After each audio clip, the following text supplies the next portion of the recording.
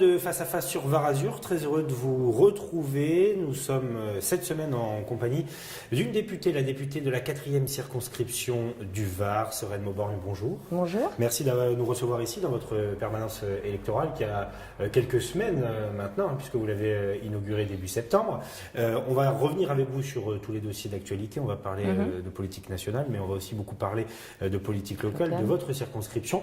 On va d'abord parler de sa délimitation, parce qu'on était en train d'en discuter juste avant d'enregistrer cet entretien, avec des communes comme Saint-Tropez, Cogolin, on déborde un peu sur Bormes, on monte jusqu'à Vidauban, le Luc, une partie des Arcs, enfin, vous avez un territoire varié, vaste, avec des personnalités à la tête de ces mairies qui sont toutes très fortes.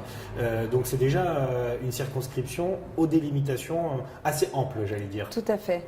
C'est vrai que, à la fois sur la question des problématiques, des types de populations qui y habitent, de l'activité économique, etc., il y a de très fortes disparités sur ce territoire. Moi, j'aime justement cette diversité, le fait à la fois d'être vraiment sur des territoires purement ruraux, sur des territoires qui sont plutôt à type de population périurbaine. Donc c'est vrai que c'est un des aspects qui est très intéressant dans cette prise de fonction et en même temps très complexe à aborder parce qu'une multiplicité d'acteurs, effectivement de fortes personnalités, donc il faut faire sa place au sein de cette circonscription, mais ça se passe bien pour le moment. Alors vous êtes député de La République En Marche, je ne l'ai pas encore précisé, mais je le dis. Ce qui représentait un enjeu ici, c'était aussi les personnalités que vous aviez face à vous lors de l'élection. Monsieur Lotio, qui est notamment directeur général des services, je crois, à Fréjus, Jean-Michel Couve, qui était le sortant et qui avait toujours été élu de façon assez confortable, une terre de droite quand même. Vous avez réussi cet exploit-là en profitant aussi de la vague Macron, il ne faut pas se cacher. Mais c'était le premier enjeu, gagner cette élection évidemment. Oui, tout à fait. Alors moi j'étais à la fois dans la vague Macron et en même temps un pur produit de La République En Marche. C'est-à-dire que je n'avais pas été étiquetée politiquement auparavant de manière très pointue.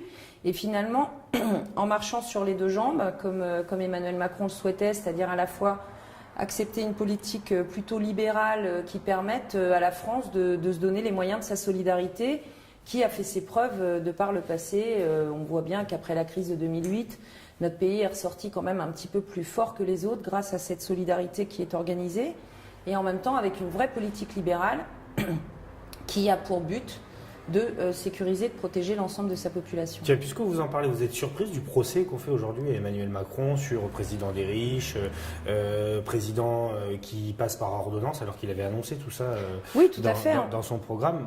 Pour vous, il est cohérent? Ah, complètement. On applique à la lettre pour le moment, on déroule point par point toutes les choses qui avaient été annoncées, notamment sur la CSG, mais pas seulement, sur l'IFI, tout était dans le programme. Pour moi, il y a à quelques exceptions près, on est dans la ligne de ce pourquoi les gens nous ont élus finalement. Alors comment vous expliquez que dans un département comme le Var, très à droite, où on annonçait des députés du Front National, finalement on a réussi à faire élire plusieurs députés de la République En Marche. Comment vous expliquez ce phénomène-là? Parce que c'est quand même l'un des départements les plus à droite à la base. Tout à fait. Donc je pense que ça tient en partie au fait que Emmanuel Macron a réussi son pari, c'est-à-dire d'être élu. Et parler aux électeurs de droite. Parler aux électeurs de droite et ensuite être à la hauteur des enjeux.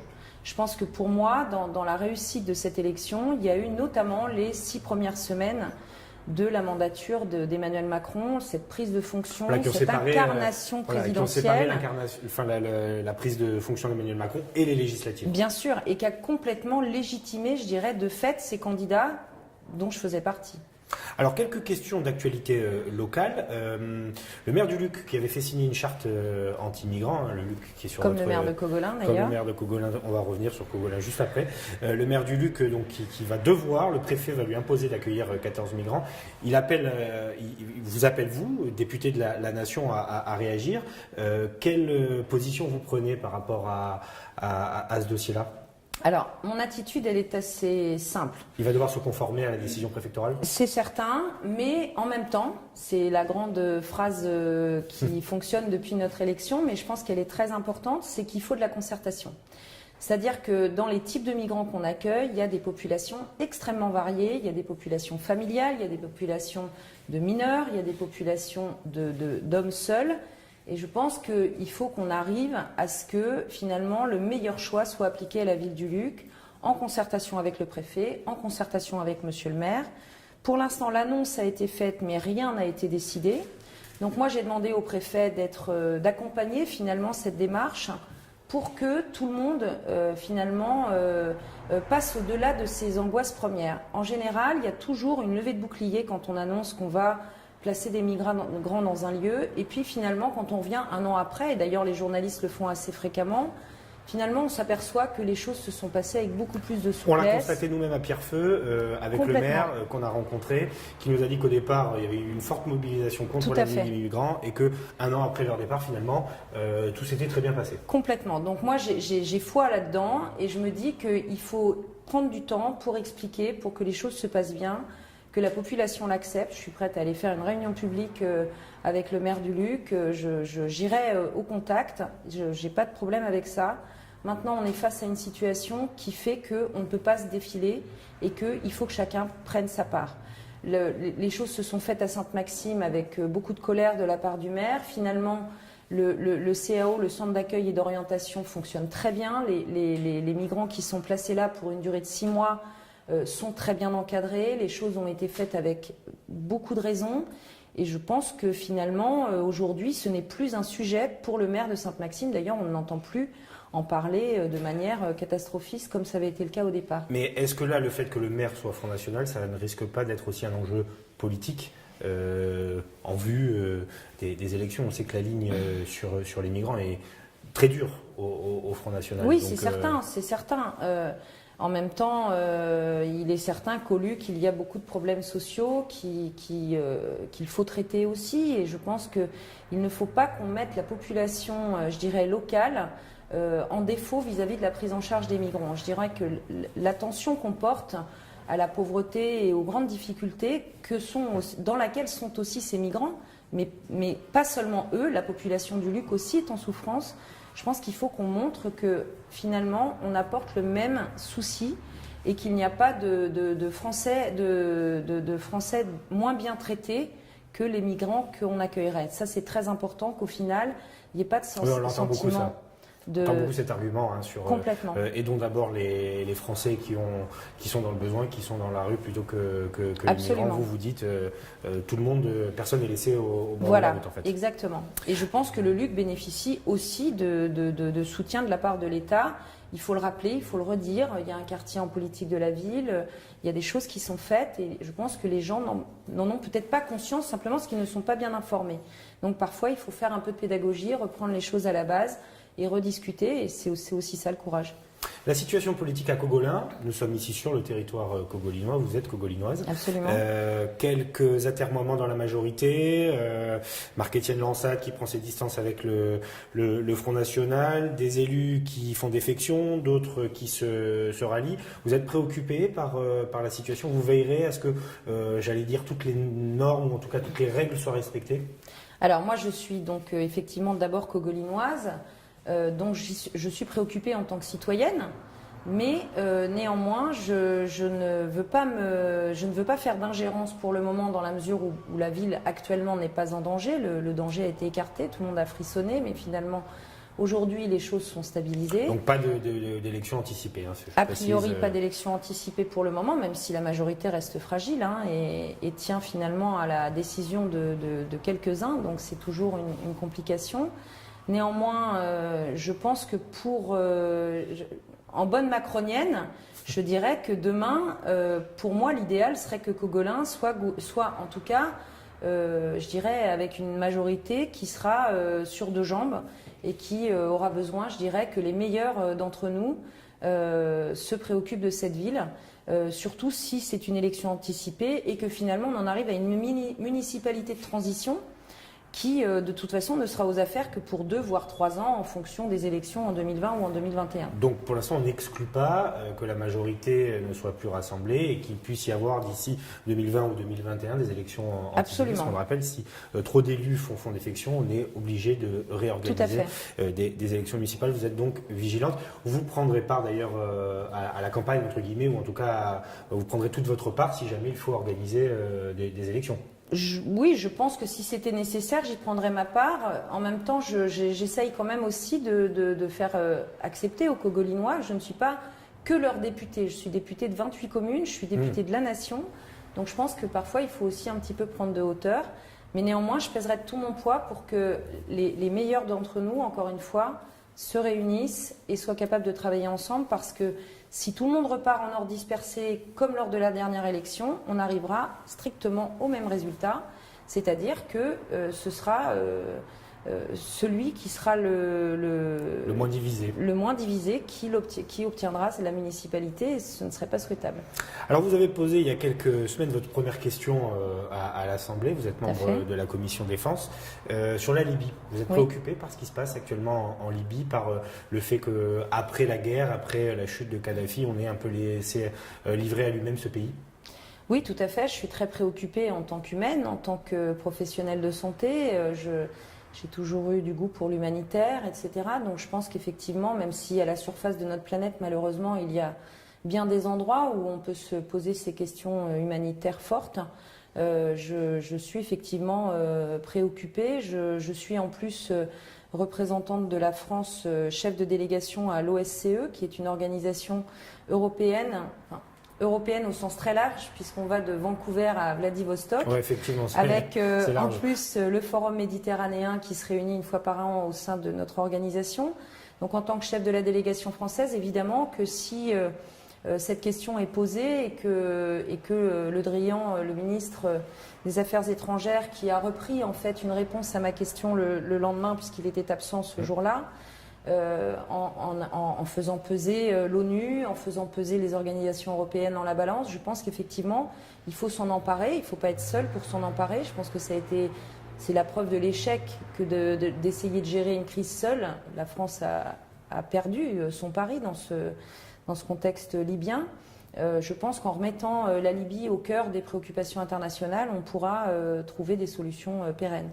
Alors justement, la question de protection vis-à-vis des migrants, bien sûr. La question de la défense a beaucoup occupé le début de mandat d'Emmanuel Macron, avec des relations qu'on a qualifiées parfois de tendues avec les armées.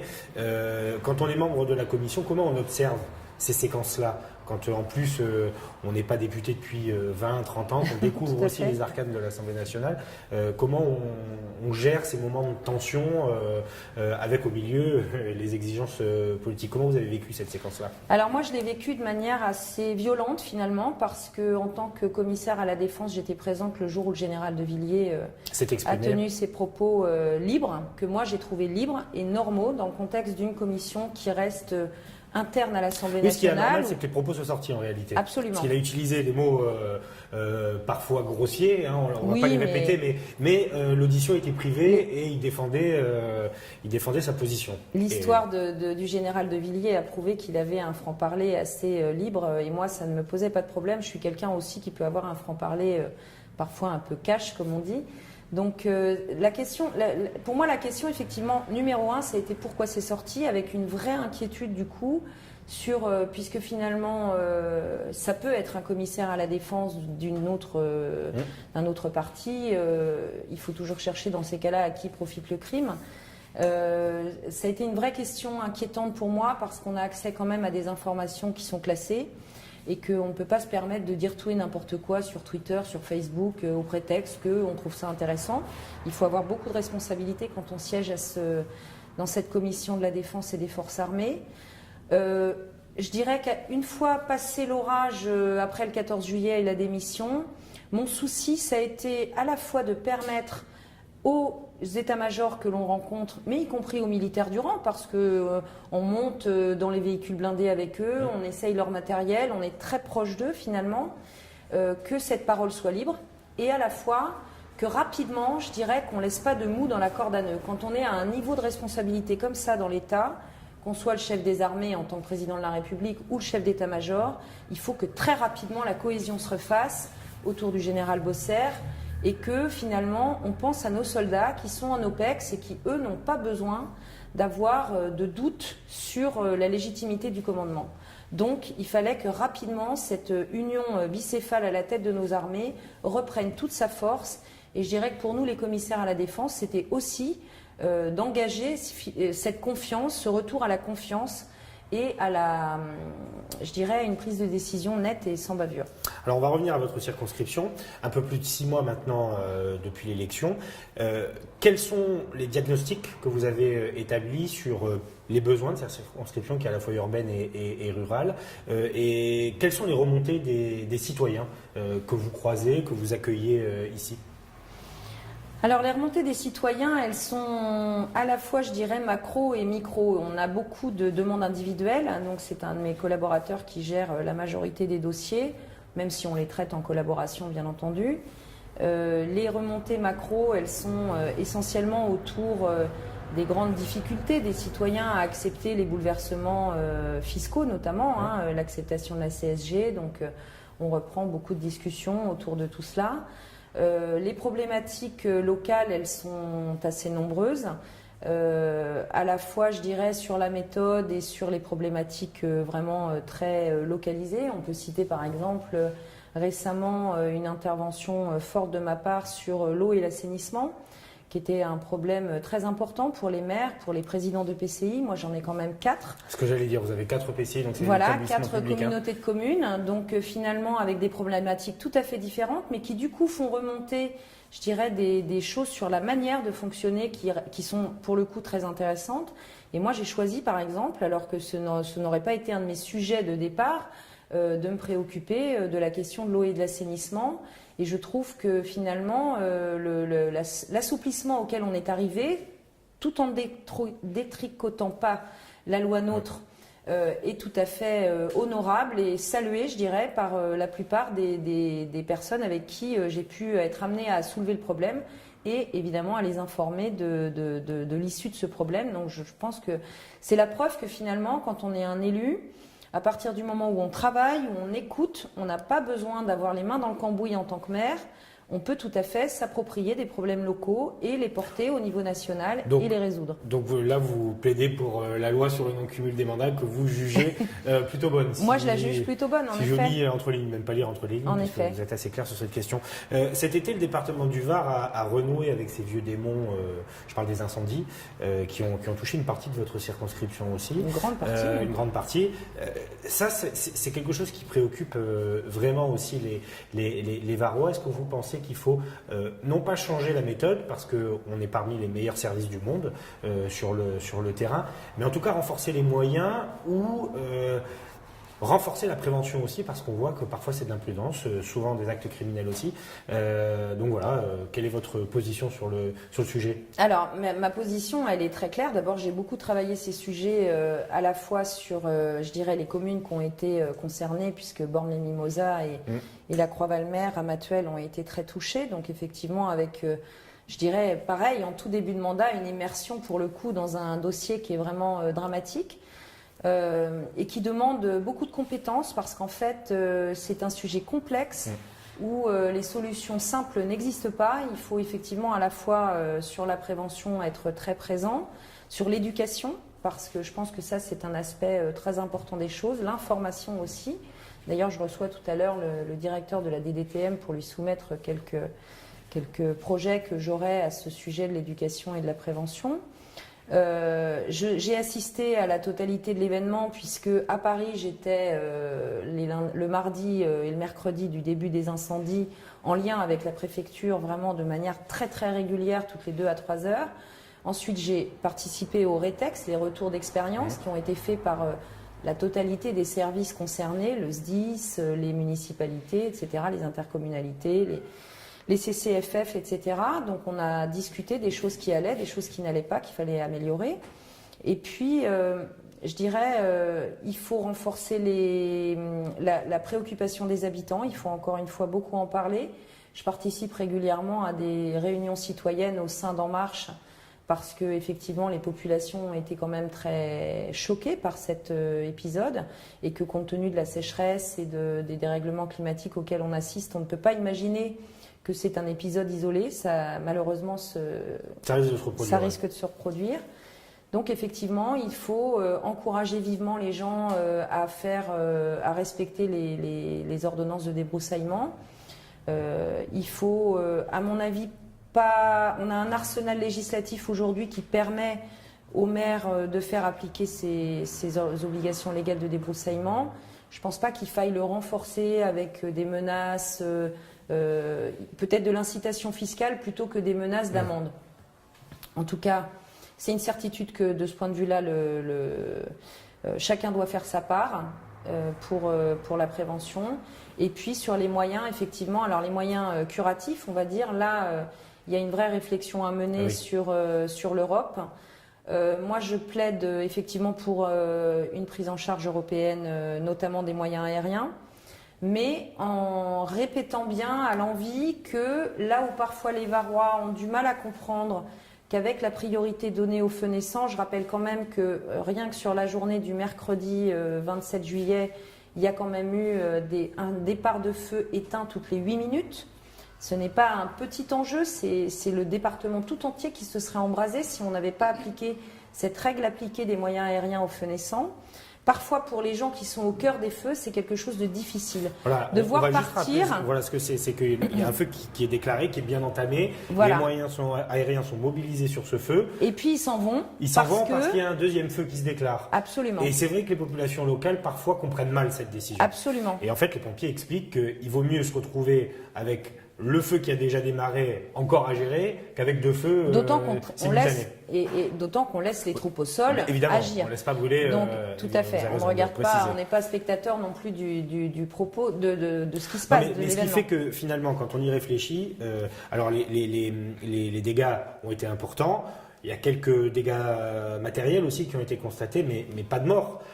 Et ça reste quand même l'essentiel. Et ni chez les sapeurs-pompiers, ce qui est quand même toujours une grande source de satisfaction quand tout le monde peut rentrer à la maison, comme on dit chez les pompiers. Actuellement, je suis en train de les féliciter puisque je participe à beaucoup de Sainte-Barbe sur le plan local. C'est d'ailleurs aujourd'hui.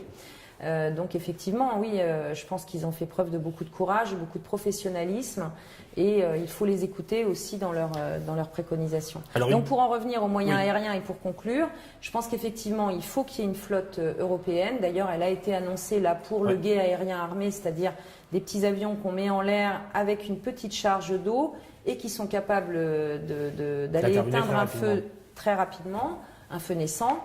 Et puis à la fois, je dirais à plus long terme sur les achats de Canadair, tout en gardant à l'esprit que mutualiser, ça veut dire partager et qu'il y aura du travail à faire sur les consciences. Alors il nous reste un peu plus de 3 minutes.